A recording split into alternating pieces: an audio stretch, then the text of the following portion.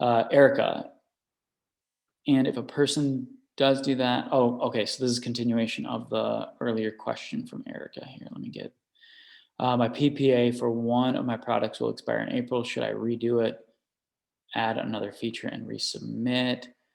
And if a person does do that, is adding a feature that is already on the market, but it is not combined with your product main feature. Okay.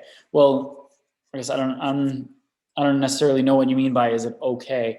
If you're putting two things together that already exist in a new innovative way, then usually that is a patentable event, I guess you could say.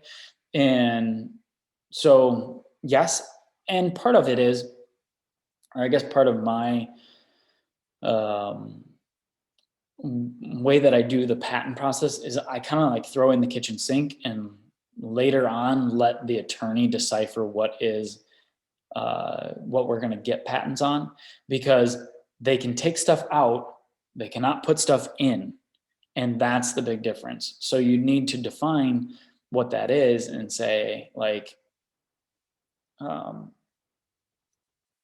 the I guess how should I say this?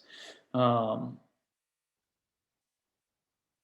if you put it all in, put every idea that you have or concept, and there's a point where there's diminishing return and your value is not there anymore. You're just wasting time. But you put in everything you can, and you add like the feature that's already on the market into your product, right? Because that can be a patentable event, and that changes your patent, and then you file it, right?